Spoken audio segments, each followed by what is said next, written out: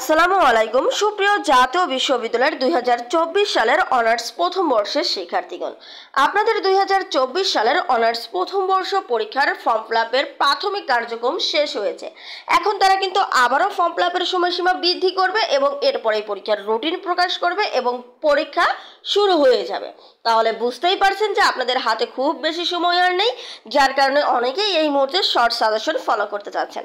তো আজকের এই ভিডিওতে আমি এই বিষয়টি নিয়ে আলোচনা করব যে এই মুহূর্তে আপনারা শর্ট সাজেশন ফলো করবেন নাকি এই মুহূর্তের সাজেশনটি ফলো করবেন।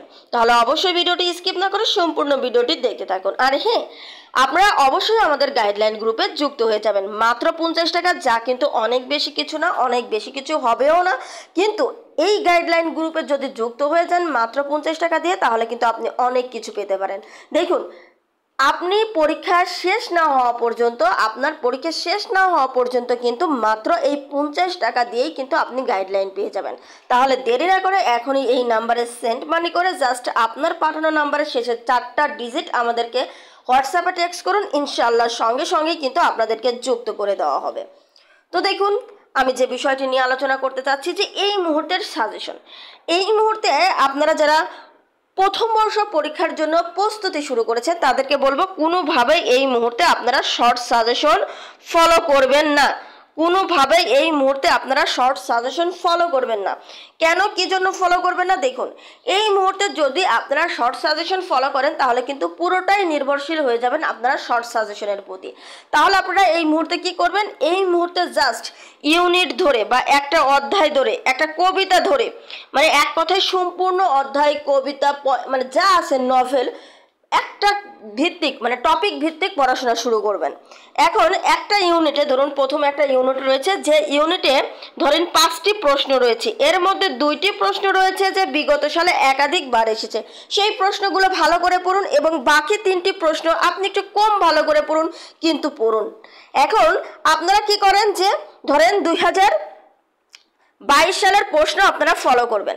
2022 সালের প্রশ্ন যদি ফলো করেন তাহলে দেখবেন যে কমপক্ষে 8টি অধ্যায় বা 4টি অধ্যায় থেকে ধরেন হচ্ছে 8টি প্রশ্ন রয়েছে। তাহলে আপনি প্রথমে এক অধ্যায় থেকে প্রশ্ন পড়লেন, এরপরে আরেক অধ্যায় থেকে প্রশ্ন পড়লেন, এতে কিন্তু আপনার সেই কনসেপ্টটা ক্লিয়ার হলো না। কিন্তু আপনি যদি ইউনিট অনুযায়ী পড়েন, অর্থাৎ বিগত সাল না পড়ে আপনি যদি ইউনিট ভিত্তিক পড়েন, তাহলে কিন্তু আপনার পড়াটা দেখুন অনেক ভালো হতে পারে। কিভাবে ভালো হতে পারে একটু লক্ষ্য করুন। আপনি যদি একটা ইউনিটে ধরুন দুইটি প্রশ্ন, ধরুন একটি এসেছে 2022-এ, আরেকটি প্রশ্ন এসেছে ধরুন 2020-এ, তাহলে এই যে 2টি প্রশ্ন দেখুন, আপনি কিন্তু 22-এর প্রশ্ন পড়বেন এবং 20 সালের প্রশ্ন পড়বেন, অথবা একাধিকবার যে প্রশ্নটি বারবার বিগত সালে এসেছে সেই প্রশ্নটি আগে ভালো করে পড়বেন।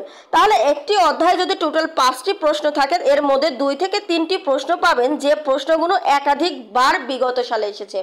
এই 3টা প্রশ্ন খুব ভালো করে আগে পড়ে নিন, 2 থেকে 3টা প্রশ্ন খুবই ভালো করে পড়ুন।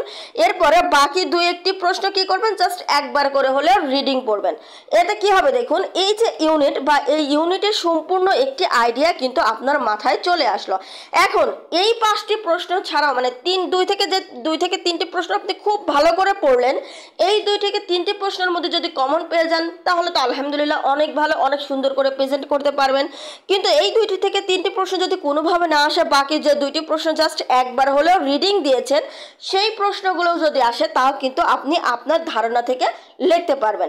তাহলে দেখুন, মনে হবে যে আপনি 5টি প্রশ্নই কিন্তু অধ্যায় থেকে পড়ে ফেলছেন। তার মানে এই অধ্যায়ে ও যদি যে কোনো প্রশ্ন আসুক না কেন আপনি উত্তর করতে পারবেন, সেটা কিন্তু আপনি নিজেই বুঝতে পারবেন। তাহলে একটি অধ্যায় কমপ্লিট মানে কিন্তু একটি প্রশ্নের উত্তর মাস্ট আপনি করতে পারবেন। আর এইভাবে যদি পড়েন তাহলে দেখবেন যে এই 5টি ছাড়াও যদি ভিন্ন কোনো প্রশ্ন আসে তাও কিন্তু আপনি উত্তর করতে পারবেন। তাই আমি এই মুহূর্তের একটি শর্ট সাজেশন দেবো আপনাদের, যে এই মুহূর্তে অবশ্যই আপনারা ইউনিট ভিত্তিক পড়ুন। আর ইউনিট ভিত্তিক পড়ার পর যে প্রশ্নগুলো সবচেয়ে বেশি ভালো করে পড়বেন, সেইগুলো আপনার শর্ট সাজেশনের কাতারে যাবে। যে প্রশ্নগুলো খুব ভালো করে পড়বেন সেই প্রশ্নগুলো শর্ট সাজেশনের কাতারে যাবে। তখন আপনি কি করবেন, জাস্ট 20 থেকে 25 দিন আগে, মানে পরীক্ষার 20 থেকে 25 দিন আগে জাস্ট যে প্রশ্নগুলো আপনি খুব বেশি ভালো করে পড়েছেন সেই প্রশ্নগুলো আপনি বারবার রিভিশন দিবেন, আর সেটাই হয়ে যাবে আপনার শর্ট সাজেশন।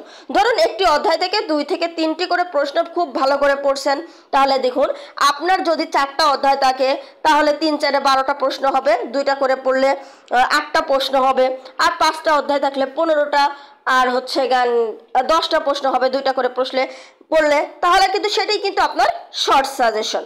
আশা করি বুঝতে পেরেছেন। তাহলে আজকের ভিডিওটি এ পর্যন্তই। আর হ্যাঁ, গাইডলাইন গ্রুপে কিন্তু অবশ্যই যুক্ত হয়ে যাবেন। ধন্যবাদ সবাইকে।